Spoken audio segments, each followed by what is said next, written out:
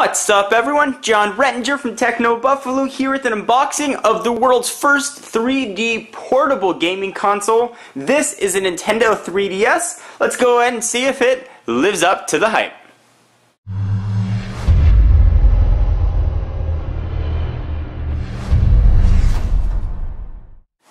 Alright, so let's take a quick look at the box. The 3DS is going to come in two colors. Aqua blue or black. Of course, I had the black version. Prices are the same though, set at $249.99 in the US. Prices might vary depending on what country you are in. So you got a picture of the 3DS on the front. Looks very similar to the outgoing portable model, the DSi. You've got sort of that DS logo we've come to see with representing the two screens. Got some specs on the back talking about a new design, Nintendo 3DS camera. It does take 3D pictures as well, using cameras on the back. We've got some information on face readers, some air games, and all kinds of other stuff, but that's not overly exciting. Let's go ahead and dig into the box. We will use Senor Stabby here to cut some of the plastic seals. There are two of them. Slice through one, slice through the other. The 3DS, people were very excited about having a 3D game console. 3D is certainly now the rage, but it is definitely victim to not having a flagship launch title. Games like Mario and Zelda are coming out later on in the year and unfortunately weren't available at launch. So the biggest games at launch were Ghost Recon, there was a Street Fighter game, and Lego Star Wars, I'd say, would probably be one of the flagship titles as well.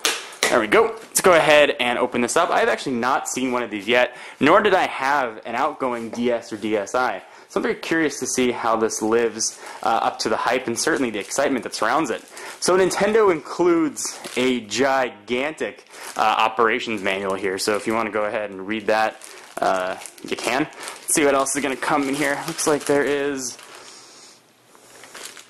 Air Games AR cards. So, or AR games. So you can download games, you can use your Wii points if you've got a Wii, or you can buy them. Pull that off. Here we've got, or one of these is going to have the console itself. I think that it's in the middle.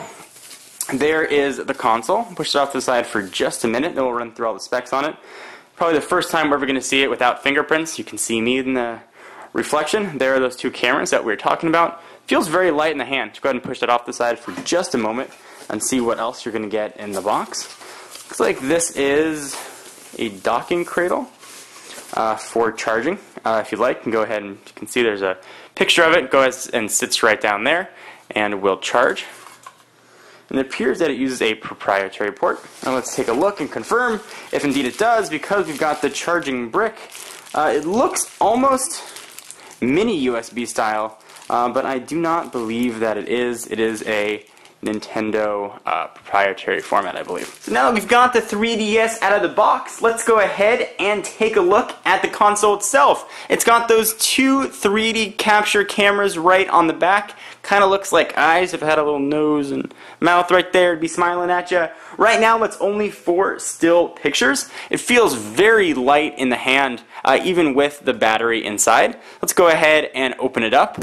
And this is where all of the 3D action is going to take place. It is a glasses-free 3D. Try saying that a few times fast. Glasses-free 3D, glasses-free 3D, glasses-free 3D display. So, it's got a motion and gyroscope sensor inside. The top screen, which is the glasses-free 3D, has a resolution of 800 by 240 with 400 pixels allocated for each eye to catch the 3D.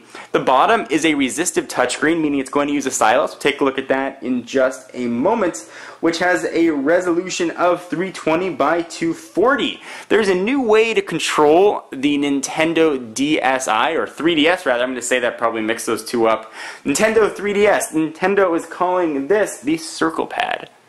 Sort of just an analog stick. We've got the very classic now four-way navigation, up, down, left, right, that we've seen on pretty much every Nintendo controller, dating as far back as the first Nintendo, the Nintendo Entertainment System, which is still one of my favorites.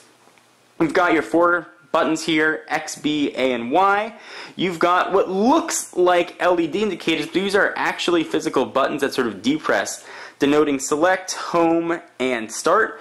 Power button right there. You've got 2 speakers and you've got a still camera for taking non-3D pictures. And when you take 3D pictures, by the way, with those eyes on the back, of course you'll be able to view them right here on the screen. Continuing our tour, we've got a 3.5mm headset jack. The LED indicators, you've got power and charging. If we keep going on to the left, we're going to have a micro SD card. It's going to come installed with a 2 gig card. You can go ahead and up that if you want to download games or whatever. There's a ton of things that are available. You can use your Wii points, I believe. So if you've got a Wii or you've got access to buying some Wii points, you can use them here on your 3DS. See how many times I call this the DS or the DSi. It's got a volume, not really a rocker, but it's more of a lever. On the top, this is where a lot of the action is going to take place. That's where you're going to charge it. This is where the cartridge is going to go. We'll talk about that in just a minute. And talking about that resistive touchscreen, this is a stylus you are going to use for that. If you've used a DS, DSi, DSi Lite, DSi XL, or DSXL, you're going to be very familiar with this. You use this when you're navigating. Because it is resistive, you do not have to use the stylus. You can try and use your finger as well. It makes its contact through pressure.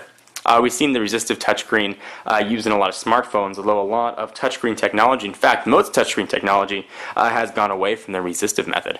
So we'll go ahead and close this up, pop the styli right back in place. Let's see what else we've got. Looks like we've got an infrared port. You're going to have 2 shoulder buttons, left and right, for when you're gaming. So if you open it up, that's how your hands are going to sit. They'll naturally get access to those 2 shoulder buttons. And now that we have it open, let's take a look at 3D stuff. This is a 3D lever. It uses something called stereoscopic 3D. If you remember baseball cards that you get in the pack that sort of look 3D as you moved them, that's similar technology here. As I tried to say in my tongue twister, no glasses are needed here, but you do have to be sitting at a right angle and be viewing this at the right angle as well to get that 3D effect. Yet to be seen sort of how the 3D is going to work. Unfortunately, I can't just snap some video of the 3D and you guys will see it in 3D. It's just going to look 2D, unfortunately. So if you want to pick one of these guys up, it's going to set you back again $249.99. 2 colors, aqua, blue, and black. This is of course the black version. Not many big games at launch, as I mentioned. The 2 that were most interesting to me, and I asked you guys on Twitter what you thought should be picked up. And the first title that everybody said you should try is the Super Street Fighter 4. And you can see that sort of baseball card 3D technology I was talking about, the stereoscopic. You can see kind of an effect here. It's not going to look 3D to you, but you can sort of tell it when you drag your finger over and you hear that noise. So I've got Super Street Fighter 4, and I'm a huge Star Wars nerd, and I'm also not afraid to admit that I do like the LEGO games. I know this hasn't gotten the best reviews, but here is LEGO Star Wars 3. I have actually opened up to save some unboxing time.